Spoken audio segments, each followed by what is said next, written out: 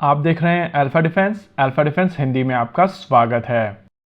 आज के इस वीडियो में हम लोग बात करने वाले हैं एक न्यूज के बारे में जो ANI की तरफ से पब्लिश की गई थी। इस न्यूज में कहा गया था कि आने वाले समय में भारतीय सेनाएं यूनाइटेड स्टेट्स ऑफ अमेरिका की anti tank guided missile system javelin को अपने बेड़े में शामिल कर सकते हैं और इस मिसाइल सिस्टम की लोकल असेंबली को लेकर भारत और US के बीच में बातें होने वाली हैं। कल जब ANI की तरफ से ये न्यूज पब्लिश की गई थी तो बहुत सारे लोगों ने हम लोगों से एक क्वेश्चन पूछा था कि ऐसा क्यों किया जा रहा है और क्या यहाँ पर US भारत के ऊपर प्रेशर बनाने की कोशिश कर रहा है। देखिए, लोग ऐसा क्यों कह रहे हैं वो भी समझना जरूरी है। आप सभी को याद होगा 1982-83 में कलाम साहब की लीडरशिप के अंडर भारत ने इंटीग्रेटेड मिसाइल डेवलपमेंट प्रोग्राम को इनिशिएट किया था और इस प्रोग्राम में 5 मिसाइल सिस्टम्स के ऊपर काम किया गया था। Short range surface to surface missile system Prithvi, long range surface to surface missile system Agni, medium range surface to air missile system Akash, short range surface to air missile system Trishul और anti tank guided missile system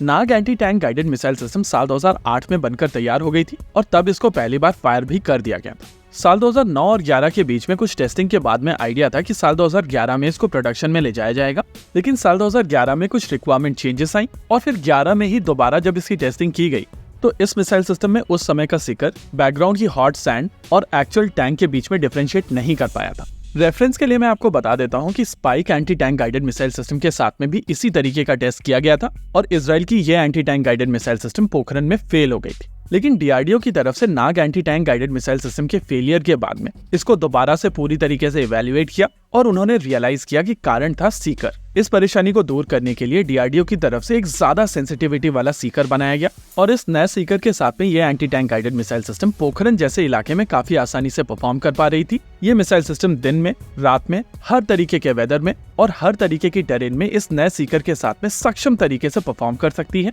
लेकिन साल 2013 से लेकर 17 तक इस missile system की testing चलती रही। साल 2017 में जाकर इस मिसाइल सिस्टम ने अपनी टेस्टिंग कंप्लीट की और फिर बारी थी नामिका कैरियर को फर्दर मॉडिफाई करने की, क्योंकि इनिशियली जो कैरियर बनाया गया था उसमें भी आर्मी को कुछ परेशानियां थी। नामिका कैरियर की इनिशियल डिजाइन में 8 anti tank guided missile system हुआ करती थी, लेकिन फिर इंडियन आर्मी की तरफ से जो मॉडिफिकेशन सजेस्ट की गई थी उसको ध्यान में रखते हुए इन मिसाइल सिस्टम के नंबर को कम किया गया और नामिका का current variant 6 anti tank guided missile system को कैरी कर सकता है। ये दोनों ही सिस्टम अपनी सारी टेस्टिंग कंप्लीट कर चुके हैं और अपने ऑर्डर्स का इंतजार कर रहे हैं। वहीं दूसरी ओर DRDO की तरफ से जब इस तरीके की मिसाइल सिस्टम के ऊपर मास्टरी हासिल कर ली गई थी तो उन्होंने इसको दूसरी एप्लीकेशंस में यूज करना शुरू कर दिया। Helicopter launch anti tank guided missile system requirement के लिए हेलिना मिसाइल सिस्टम बनाई गई जो बेसिकली नाग मिसाइल सिस्टम का एक मॉडिफाइड वेरिएंट है। वहीं दूसरी ओर अर्जुन मेन बैटल टैंक में यूज होने वाली anti tank guided missile system LAHAT, जो बेसिकली इजरायली ओरिजिन की cannon launch anti tank guided missile system थी, वो अपनी टेस्टिंग फेल कर गई थी और उस रिक्वायरमेंट को एड्रेस करने के लिए DRDO की तरफ से अपनी खुद की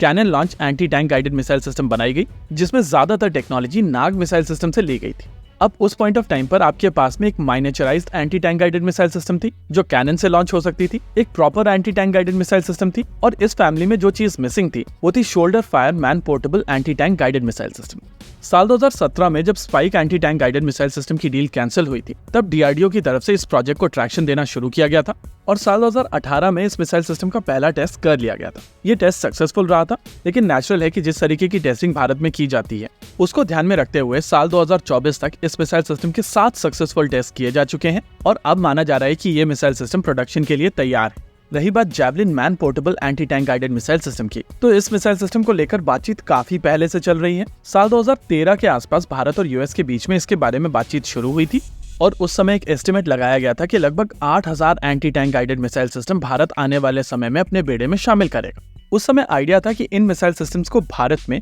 US और इंडिया मिलकर को प्रोड्यूस करेंगे, लेकिन बाद में Spike anti tank guided missile system को सेलेक्ट कर लिया गया। DRDO की man portable anti tank guided missile system आ जाने के बाद में स्पाइक के भी नंबर्स को कम कर दिया गया था और लोकल असेंबली वाले सेगमेंट को टैप ही नहीं किया गया था। अब ये कॉन्वर्सेशन दोबारा शुरू हो रही है और इसी वजह से ये देखना काफी इंटरेस्टिंग होगा कि क्या एक्चुअल में ये मिसाइल सिस्टम भारत में बनाई जाएगी और अगर ऐसा होता है तो भारत सरकार का क्या जस्टिफिकेशन होगा कि made in India missile system को साइड में हटाकर इंपोर्ट करके भारत में ये मिसाइल सिस्टम असेंबल की जाएगी। एनीवेज, इसके ऊपर हम लोग नजर बनाए रखेंगे और जैसे ही कुछ नया डेवलपमेंट होगा तो उसको हम लोग जरूर कवर करेंगे। इसी के साथ आज के इस वीडियो में रखते हैं केवल इतना ही। वीडियो को अंत तक देखने के लिए धन्यवाद। देखते रहिए अल्फा डिफेंस। जय हिंद।